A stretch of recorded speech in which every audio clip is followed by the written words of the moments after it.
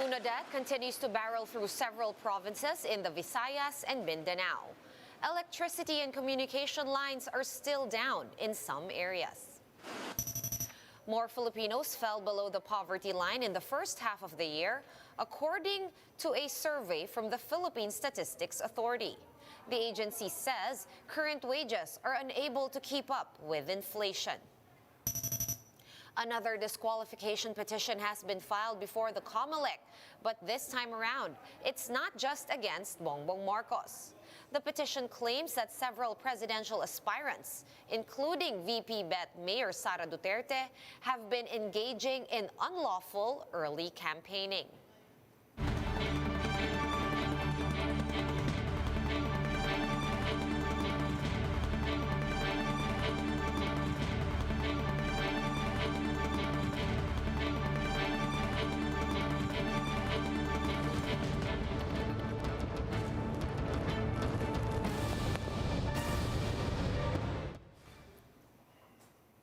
Fast, focused, and fearless. Here's a roundup of stories we're watching now. I'm Sean Yao. Typhoon Odette has destroyed a number of houses and business establishments in the province of Cebu. Cebu province has now declared a state of calamity, and we have Mon Gualvez with the report. Uprooted trees, fallen electrical posts, and even container vans along the highway. This is the result of Typhoon Odette's onslaught in Cebu province. Business establishments like fast food chains were not spared. This car dealer's showroom was destroyed, while some gasoline stations remain flooded. Motorists have no other choice but to flock to the sole operational gas station in Minglanilla. Over in Caracar City, a lot of properties were also damaged, including this lechon shop. Ang tindi sir, ang lakas. Grabe sir. Inangat yung bubong ko at saka yung tindahan ko. Inangat. Tapos itinapon doon. Grabing lakas sir. Takot na kami. Iyak na iyak na sa misis ko. Saka mga anak ko iyak. Iyak na iyak sila. Kami lahat iyak. Tawag ngayon, Panginoon. Tama na to. Hindi na kaya namin. Most parts of the province still have no electricity and communication lines. Hindi pa namin matiyak kung ilan at ilan yung namatay at ilan yung nasugatan kasi down ang communication pa namin since kagabi. Lahat ng communication, ma-telepono, ma-cellphone, yung radio communication namin down lahat. Some candidates in the upcoming 2022 elections are lending assistance to areas affected by Typhoon Odette. Presidential Manny Pacquiao appeals to fellow bets to set politics aside for the meantime and provide assistance to those affected by Odette. Vice President Leni Robredo has joined the senator's call. According to Robredo spokesman Barry Gutierrez, the VP has flown to Bohol to personally monitor relief operations. The Bongbong Marcos and Sara Duterte tandem, meanwhile, tapped their network of volunteers to distribute relief goods. According to the camp, convoys of relief trucks are now being prepared to extend aid to several areas in the Visayas and Mindanao. However, Presidential Bet Ping Lacson called out what he describes as calamity politics on social media. Lacson says his Senate office extends assistance to those affected by calamities privately, regardless of whether or not it is election season. We're going to pause for a quick break, but we will be back with more stories after that. Keep it here on One News.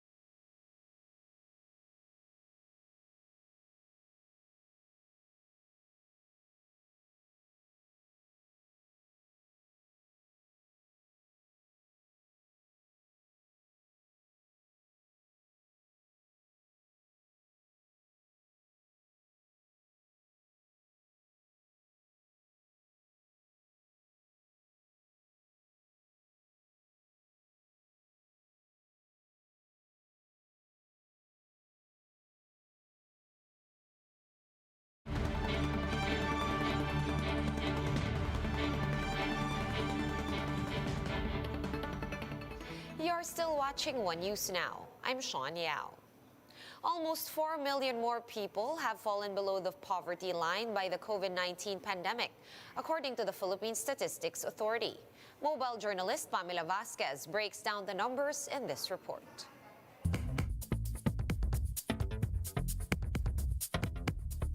The pandemic has pushed millions more Filipinos into poverty.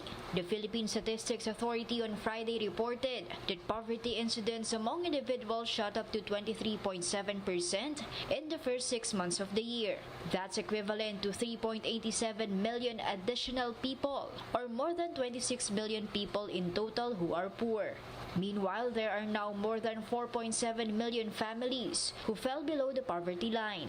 Based on PSA's data, a Filipino family of 5 now needs more than 12,000 pesos per month to cover basic food and non-food needs. That's higher than the monthly average of 10,532 pesos in 2018. The PSA pointed out that salary increases are not keeping up with inflation. Tumataas ang ating poverty threshold talaga every time we compute official poverty statistics because of increasing prices. Itong 2021, hindi ganong kataas ang increase sa income. Tumaas lang ng 4.5%. So mabagal ang increase sa income kaysa doon sa poverty threshold. Socio-Economic Planning Secretary Carl Chua said the stringent quarantines were to blame, but NEDA is retaining its target of bringing down the poverty incidence by the end of President Duterte's term. With stronger growth in the second half of 2021, as we further relax restrictions and increase our vaccination rate, we can expect poverty incidence to decrease. By region, Metro Manila had the lowest poverty incidence, while Bangsamoro Autonomous Region and Muslim Mindanao posted the worst rate. Mobile journalist Pamela Vasquez, we are One News. Let's take a quick look at today's other top stories. The country has so far administered close to 1.8 million vaccines in the second round of the national vaccine drive. More than 1 million shots were given out on the first day and 730,000 on day 2. Officials noted the postponement of vaccinations in 11 regions as the reason behind the lower output. A petition for disqualification has been lodged against some candidates for the 2022 elections. The respondents include presidential aspirants Leni Robredo, Ping Lacson, Bongbong Marcos, Manny Pacquiao, Isko Moreno, and Leody de Guzman, as well as vice presidential bet Sara Duterte. A certain Efraim Baldomero Defino filed a petition before the COMELEC saying that these candidates violated rules on early campaigning. Organizers of the Miss World have temporarily postponed the pageant's coronation night after several contestants and staff members tested positive for COVID-19.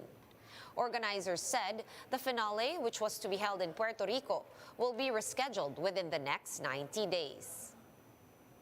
For more updates, visit News 5, The Philippine Star, and Business World online. Visit our website, onenews.ph, for more in-depth analysis. You can also catch One News on the Signal Play app. Register for a free account at www.signalplay.com and stream One News live anytime, anywhere. Masks on, wash hands, and stay safe, Philippines. I am Sean Yao. We are One News.